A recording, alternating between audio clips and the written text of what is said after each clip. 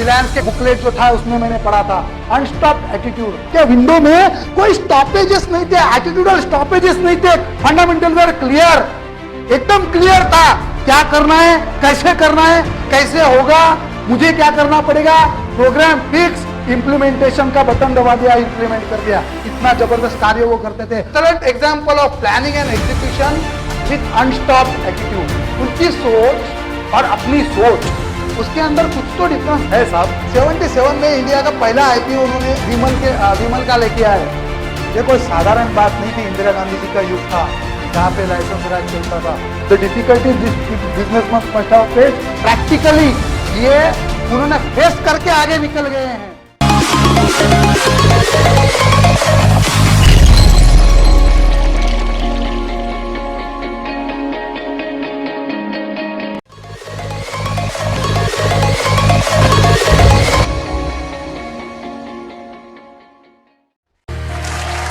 The stalwart international icon sir Dhirubhai Ambani साहब, इनके बारे में मैं कुछ आप लोगों से शेयर करना चाहूंगा। ये मेरे स्लाइड जो है प्रेजेंटेशन का बेस है, एटीट्यूड का बेस है। मैं आपसे लिए इसके लिए शेयर कर रहा हूं कि एक सोच में देयर इज अ डिफरेंस। उनकी सोच और अपनी सोच, उसके अंदर कुछ तो डिफरेंस है साहब, तभी तो जाके वो ये कार्य कर पाए। देखते हैं साहब ने क्या कार्य किया है। वैसे तो आप हम लोगों को मालूम है। डियर फ्रेंड्स, आईपीओ, ये मैं स्लाइड्स आपके सामने लेके जा रहा हूं। Just I want you to think के वो दौर कैसा गया होगा रिलायंस का। Reliance Industries founder chairman Dhirubhai Ambani साहब, दिसंबर 28, 1932 में इनका जन्म हुआ। Dear friends, 1949, at the age of 17, the young man started to Yemen, a city called Aden in Yemen. He started as a petrol filler.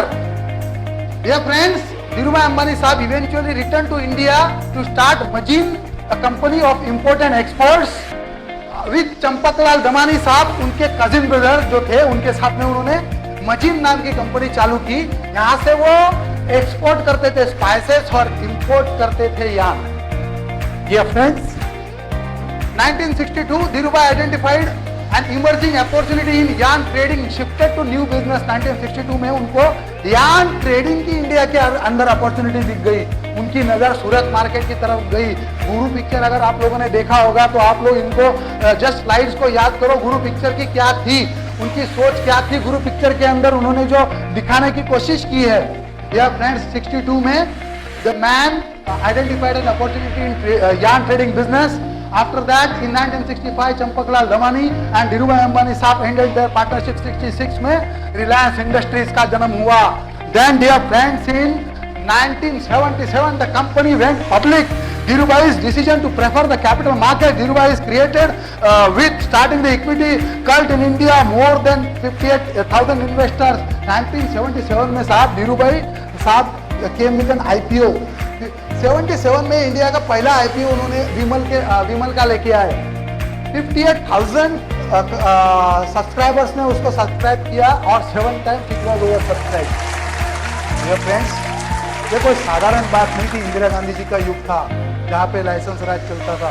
ये सब चीजों से मैं आपको वाकिया खाली इसके लिए कर रहा हूँ, not to make you bore. Dear friends, I just want to realize the facts and the figures of Indian market with the businessmen that these people must have faced, the difficulties these businessmen must have faced. Practically ये उन्होंने face करके आगे निकल गए हैं। आज फिर भी 1992 में नरसिम्हा राव के राज में हम लोग लिबरल हो गए। आज तो काफी परिवर्तन हो चुका है। लाइसेंस मिलना, फैक्ट्री पुटअप करना, ये इतनी डिफिकल्ट बातें आज नहीं रही। मैं ये नहीं बोल रहा हूँ डिफिकल्ट है, या आईपीओ लेके आना डिफिकल्ट नहीं है आज भी। लेकिन डियर फ्रेंड्स, उस टाइम पे क्या हुआ होगा। 1980 में बैकवर्ड इंटीग्रेशन चालू हुआ, पताल गंगा का प्लान उन्होंने पुटअप किया। डियर फ्रेंड्स, 1990 रिलायंस टेलीकम्युनिकेशन का जन्म हुआ। 1991 में रिलायंस हजीरा का जन्म हुआ। डियर फ्रेंड्स, हजीरा के बारे में मैं यहाँ पुटअप करना चाहूंगा। हजीरा का जो स्टोरी है उसका 36 मंथ में हजीरा का प्लांट इरेक्ट हुआ। 36 मंथ्स, 36 महीने में एक्चुअल प्रोडक्शन चालू हुआ। मोरे साहब केमिकल इंजीनियर हो, you might be knowing the story. 2.5 साल में पायलट रन लिया, 36 मंथ में फाइनल आउटपुट चालू किया। तो धीरूभाई साहब ने उसके ऊपर बोला कि planning, excellent example of planning and execution with unstopped attitude. ये उनका रिलायंस के कन्वर्सेशन बुकलेट जो था उसमें मैंने पढ़ा था, अनस्टॉप्ड एटीट्यूड, उसमें कोई स्टॉपेज नहीं था। मैं आपसे ये लेके जाना चाहता हूं, धीरूभाई अंबानी या जे.आर.डी. टाटा साहब के विंडो में कोई स्टॉपेजेस नहीं थे, एटीट्यूडल स्टॉपेजेस नहीं थे, फंडामेंटल वर क्लियर, एकदम क्लियर था क्या करना है, कैसे करना है, कैसे होगा, मुझे क्या करना पड़ेगा, प्रोग्राम फिक्स, इंप्लीमेंटेशन का बटन दबा दिया, इंप्लीमेंट कर दिया। इतना जबरदस्त कार्य वो करते थे। सुपरवाइजर लोगों के साथ में जो इंजीनियर हुआ करते थे, सुपरवाइजर्स हुआ करते थे इलेक्शन टाइम के, कुछ फोटोग्राफ्स मेरे पास है जो पर्सनली उनके साथ में खाना खाया करते थे, उनके डेस्क के ऊपर बैठ के या उनके साथ में बैठ के, उनके साथ में रात भर वहां रुकते थे वो। डियर फ्रेंड्स, ये कोई साधारण एटीट्यूड नहीं है। डियर फ्रेंड्स, ये दर्शाता है आदमी क्यों बना है। हमारे बीच में सोच के अंदर डिफरेंस है, वरना यहाँ पे आज आप सब और मैं धीरूभाई अंबानी साहब होते थे, बट वी आर नॉट। हमको धीरूभाई साहब का स्लाइड दिखाना पड़ रहा है और मैं दिखाने की डेयरिंग कर रहा हूं। I hope you are loving it. ये मैं ग्रांटेड पकड़ के चल रहा हूं, you are all are loving it. I really don't know whether you are just I have taken it for granted कि जे.आर.डी. टाटा साहब और धीरूभाई अंबानी साहब ये वर्ल्ड आइकॉन्स है और आपको भी पसंद आएंगे।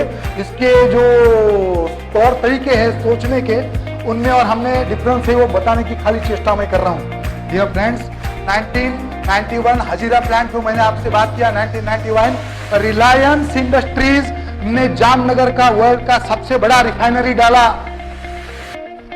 इसकी लागत 1 लाख करोड़ के ऊपर। सोचो आप इस शख्स के बारे में, मैं आपको जो उनके बुक में पढ़ा हूं, 92 में जन्म हुआ चोरवड़ में धीरूभाई अंबानी साहब का। स्कूल में जाते थे, जब स्कूल में जाया करते थे तो उनकी जब छुट्टी मिलती थी या सैटरडे जब हुआ करता था या संडे जब हुआ करता था या पिलग्रिमेज जब ज्यादा आया करते थे गिरनार पर्वत पे, जहां पे दत्त गुरु जी का स्थान है, वहां पे ये शख्स जाके भुजिया बेचते।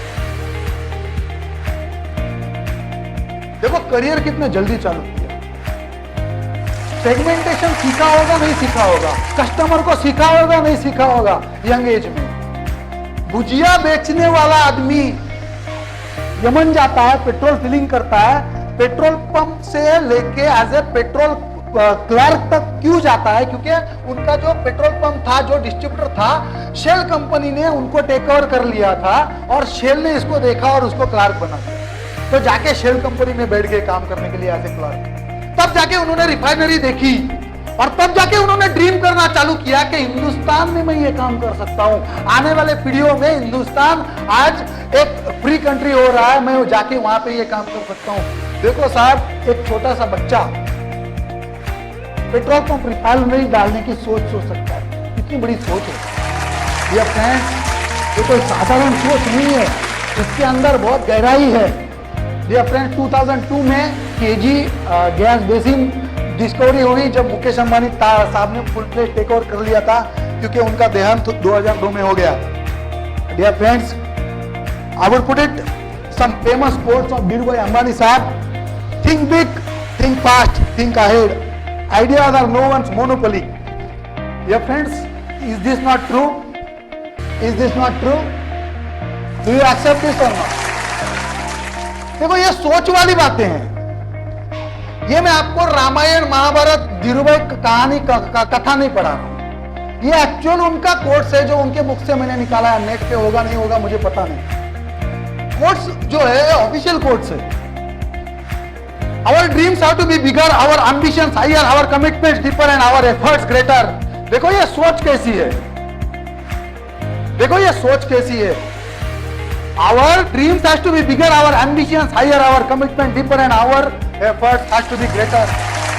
देखो उन्होंने बोला efforts भी greater होना चाहिए। हम लोग लैक कहाँ करते हैं? ये जो थर्ड चीज है ना उसके अंदर लैक करते हैं। हम लोग थर्ड चीज के अंदर लैक करते हैं। Efforts are not greater.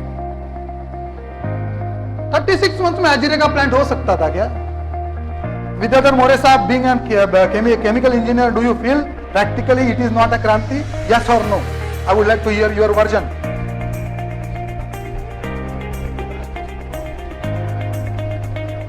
Chemical engineer who is running Vivid International Private Limited company of his own. His company is in a brackets of approximately 5 crores. We have just started almost 5 years back, 6 years back.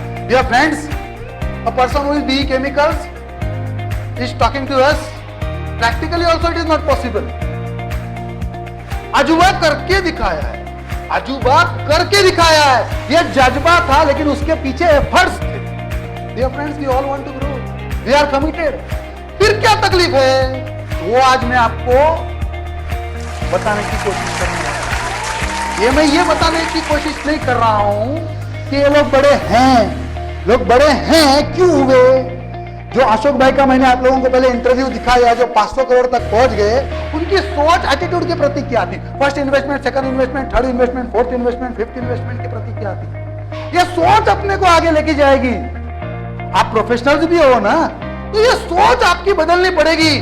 Don't work as a professional. मैं काम पे जाता हूं, मेरे को 2 तारीख को, 6 तारीख को, 10 तारीख को पगार बैंक में आ जाता है.